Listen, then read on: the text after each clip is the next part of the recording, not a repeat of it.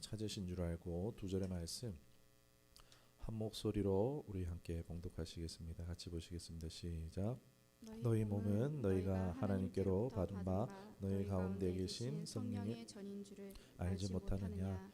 너희는 너희 자신의 것이 아니라 값으로 산 것이 되었으니 그런즉 너희 몸으로 하나님께 영광을 돌리라.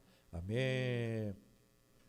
오늘 말씀의 제목은 좀 웃길 수도 있는데 인생을 임대받았습니다 라는 제목으로 말씀을 전하도록 하겠습니다. 요즘 집에 렌탈 거의 다 하시지 싶습니다. 정수기, 공기청정기, 요즘에 안마의자 참 많은 것들을 렌탈하는데요. 나는 없는데 하시지 마시기 바랍니다. 요즘 인터넷은 다 했죠. 062 모뎀도 다 렌탈인 거 아시죠? 요즘 렌탈을 하지 않는 가정이 거의 없지 않을까 싶습니다. 렌탈이란 게 뭐죠? 내가 물건값을 다 지불하지 않더라도 일정 기간 동안 적은 금액으로 그 물건에 필요한 혜택을 누리는 것이죠. 잘만 한다면은 참 유용한 것이 되는 것이라 할 수 있겠습니다. 그런데 렌탈을 할 때 주의해야 하는 게 있습니다. 그게 뭐죠? 그건 내가 소유자가 아니라는 거예요. 이것을 간과해서는 안 됩니다. 저희도 집에 정수기를 렌탈해서 쓰고 있는데 사용 용도에 따라서 물을 100잔, 1000잔, 만잔을 뽑아먹든지 그건 상관없죠. 얼마든지 써도 되지만 만일 제가 심심하다고 거기다가 이제 콜라를 집어넣는다든지 막 사용 용도에 맞지 않도록 막 그걸 또 궁금하다고 안에 뜯어본다든지 이러면 망가뜨리면 어떻게 됩니까? 그 물건의 값을 전체를 다 배상해야 하는 일이 생기고 맙니다. 여러분 집에 인터넷 거의 다 쓰실 텐데 제 지인도 아시는 분이 이제 이사를 할 때에 대해서 이제 이사 가서 새로운 인터넷을 보통 가입하잖아요. 그런데 이전 기계를 챙기지 않고 이사를 했는데 분실된 거예요. 그래가지고 그 모뎀 값을 다 지불했다라는 이야기도 들었던 기억이 있습니다. 여러분 내 소유가 아니고 빌린 것인데 내 것인 줄 알고 착각하고 소홀히 여기거나 막대할 때에 손해를 배상해야 하는 일이 생깁니다. 그 가장 이상적인 이제 렌탈을 하는 거는 이제 주어진 기간 동안 사용 용도에 알맞게 잘 쓸 때에 유용하게 쓰고 잘 돌려주면은 됩니다. 오늘 이야기를 하는 이유가 여기 있습니다. 사실 우리가 이렇게 렌탈을 하는 것처럼 우리의 모든 것, 우리의 몸도 건강도 생명도 시간도 능력 재능도 관계도 우리를 지탱하고 있는 모든 것들이 다 무엇이라고요? 내가 취한 것이 아니라 하나님께서 빌린 바 주신 것이 빌려 주신 바 된 것인 줄 믿습니다. 내 것이 아닌 이유는요. 거두는 때가 있다라는 거예요. 가져가실 때가 있기 때문입니다. 고린도전서 6장 19절에 너희 몸은 너희가 하나님께로부터 받은 바 너희 가운데 계신 성령의 전인 줄을 알지 못하느냐. 너희는 너희 자신의 것이 아니니라. 마태복음 25장 15절 30절에 달란트 비유 이야기도 나와요. 무슨 비유죠? 주인이 먼 곳으로 여행을 떠나는데 한 사람에게는 5달란트를, 한 사람에게는 2달란트를, 한 사람에게는 1달란트를 주고 떠났다가 돌아와서 결산하는 이야기예요. 이를 통해서 말하는 바가 우리에게 주어진 자원 모든 것이 하나님께로부터 왔고 그것을 잘 사용하였을 때 칭찬받게 되고 그리고 그것을 잘 사용하지 않았을 때에 책임이 있다라는 그런 이야기를 담고 있습니다. 그리고 우리가 하나님의 우리에게 삶에 이제 하나님께서 주신 일의 명령 중에 창세기 1장 28절의 말씀을 보면은 하나님이 그들에게 복을 주시며 하나님이 그들에게 이르시되 생육하고 번성하여 땅에 충만하라 땅을 정복하라 바다의 물고기와 하늘의 새와 땅에 움직이는 모든 생물을 다스리라 하시니라. 아멘. 그러니까 하나님께서 온 창조 세계 모든 피조 세계를 주셨어요. 그리고 이거 잘 누리라는 거야. 누리고 그리고 개척하라는 거예요. 계속. 그러니까 지구 전체를 이제 한 사람이 다 누릴 수 있습니까? 안 되죠. 계속 자녀를 낳고 번성하고 개척해 나가라는 거예요. 그런데 뭐라고 하시면 끝에 다스리라라고 말씀하고 있는데 이 다스리라는 말은요. 바로 잘 돌보고 관리할 의무가 있는 청직이라는 의미를 가지고 있습니다. 그러니까 우리는요. 우리 자신이 소유주가 아니라 바로 뭐다? 청직이라는 것을 우리는 기억해야 됩니다. 이 청직의 사명을 임명을 받았다라는 것입니다. 사람에게 주신 사명, 책임, 정체성 이것이 청직이라 할 수 있는데 청직이란 말이 잘 이해가 안 될 수 있어요. 그런데 우리 다음 세대가 이해하기 쉽게 얘기하자면 관리인, 아파트 관리인, 건물 관리인 이런 것들을 생각해 보면 이해가 쉽습니다. 관리는 하지만 주인은 아니죠. 소유하지 않는 것처럼 우리도 관리자로 부름받았다는 거예요. 내 몸의 관리자, 내 시간의 관리자, 내게 주어진 모든 것들의 관리인으로 부름받았지 그것의 주인이나 소유자는 아니라는 것입니다. 이게 성경이 말하고 있는 우리의 정체성이에요. 내게 있는 시간, 내게 있는 물질, 내게 있는 건강 모든 것이 나를 지탱하는 모든 것이 다 빌린 바 되었다라는 것입니다. 그러니까 더 쉽게 우리 인생을 얘기해서 우리의 인생은 하나님께 렌트한 것이다 라고 할 수 있겠습니다. 공감되시면 한번 따라해 봤으면 좋겠습니다. 나는 청지기입니다 라고 한번 따라해 봤으면 좋겠습니다. 나는 청지기입니다. 감사합니다.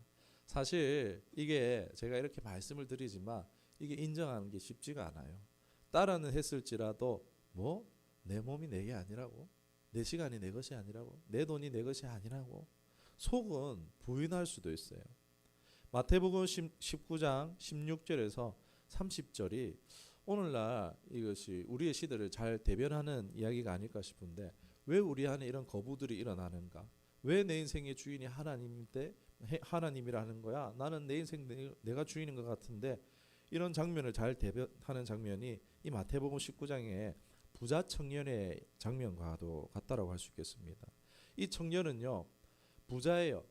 그리고 율법적으로나 의롭고 선하거나 모든 것이 조금도 부족함이 없는 청년입니다. 신앙적인 열정으로 너무 뜨거워서 예수님 내가 당신을 따르기를 원합니다.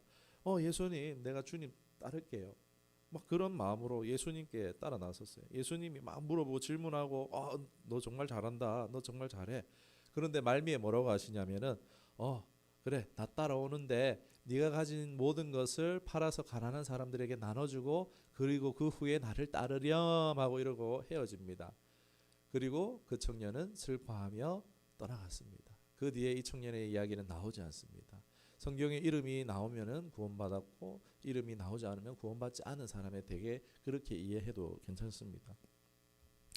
만일 이 청년이 자기의 재산을 팔아서 예수님 따라 나섰다라면 저는 그렇게 생각해요. 12제자의 이름이 바뀌어지지 않았을까? 지금 알고 있는 우리 이름들이 아니고 이 청년의 이름이 올라갔을 수도 있지 않을까? 예수님을 가장 사랑했던 사람이 이 청년이었을 수도 있지 않을까라는 그런 생각도 들기도 합니다.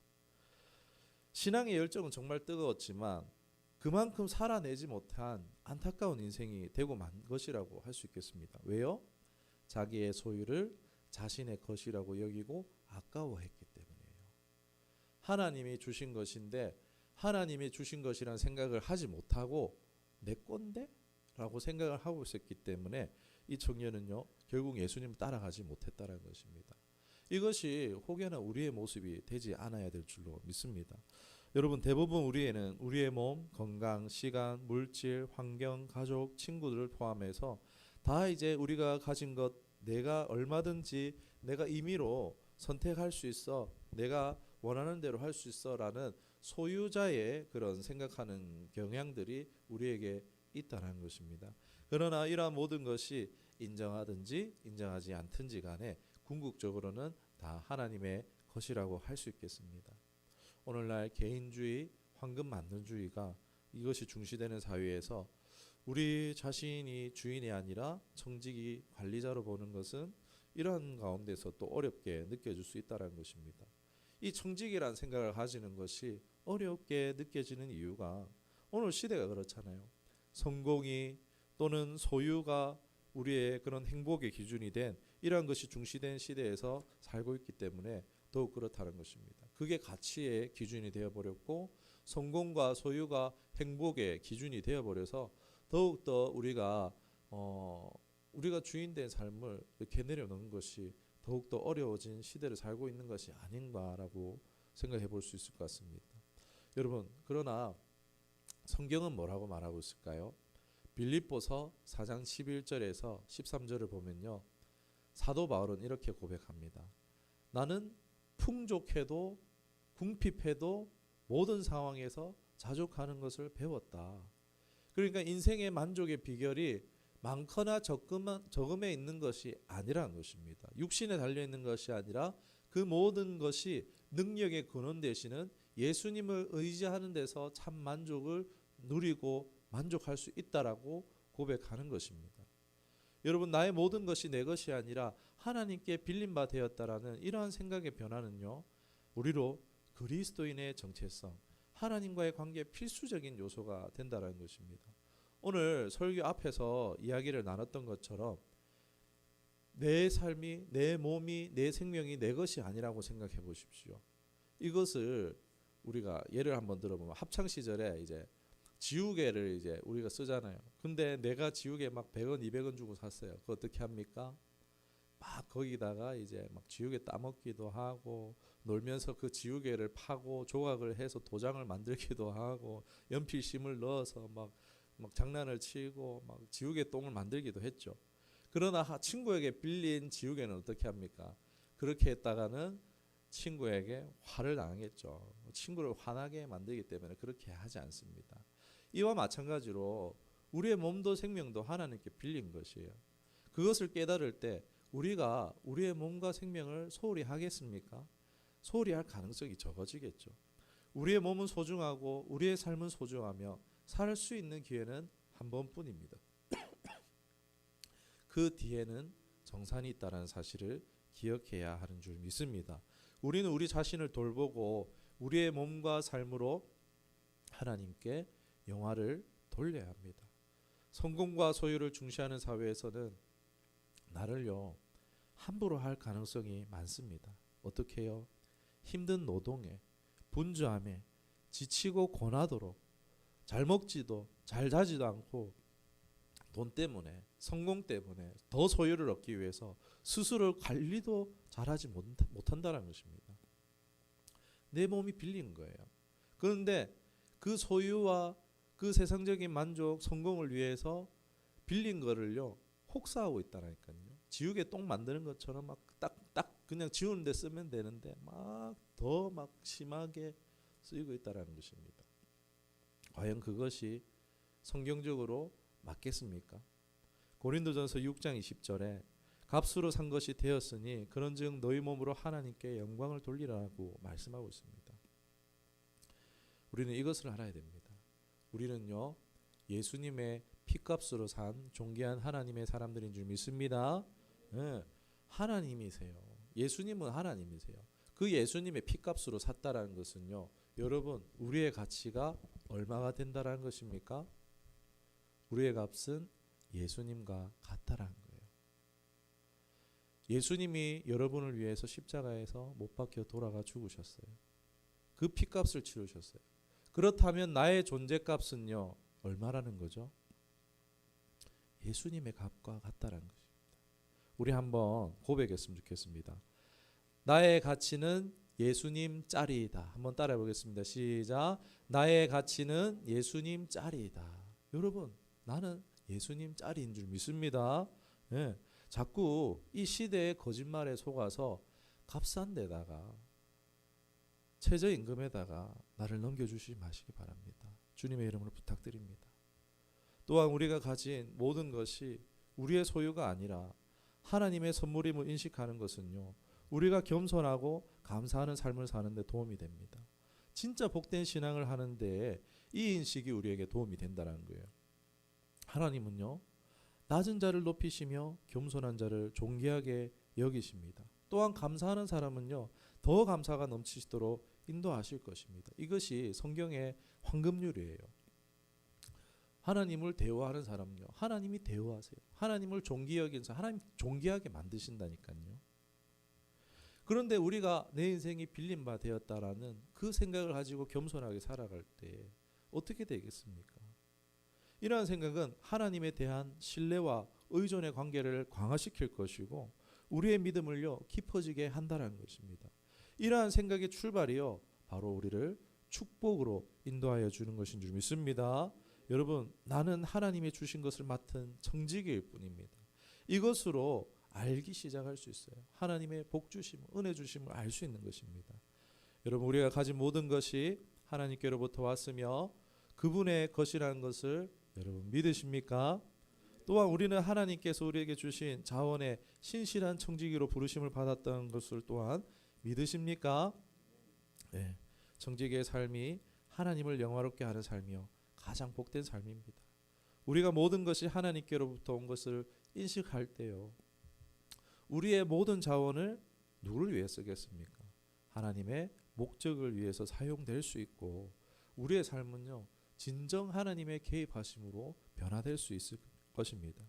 그리고 우리가 하나님의 뜻대로 우리의 자원을 사용하기 시작할 때에 진정 하나님의 축복을 경험할 수 있습니다.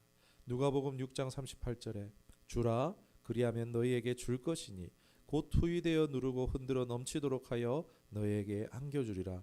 너희가 헤아리는 그 헤아림으로 너희도 헤아림을 도로 받을 것이니라. 여러분, 복은요, 그저 신앙생활 잘한다고 해서 받는 것이 아니라 주어진 모든 것으로 그것이 하나님께로부터 왔다는 것을 알고 쓰임에 맞게 쓸 때, 바로 순종할 때 거기서 복이 주어진다는 것입니다. 말씀을 맺겠습니다. 우리는 우리의 생명을 포함한 모든 것이 하나님께 빌림받은 것을 인정하며 감사해야 할 것입니다. 나는 소유자가 아니라 나는 바로 청지기입니다. 내가 소유자로 살아갈 때에 문제들이 끊임없이 발생하지만 내가 청지기로 살아갈 때에 문제들은 정리가 되고 축복으로 삶이 바뀌기 시작할 것입니다.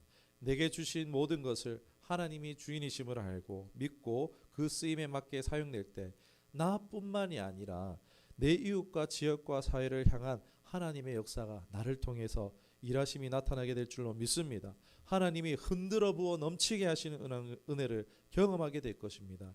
이러한 주인의식의 변화가 되어 내 삶이 복되게 바뀌어지는 역사가 저와 여러분 모두에게 있어지기를 주님의 이름으로 축원합니다. 기도하시겠습니다.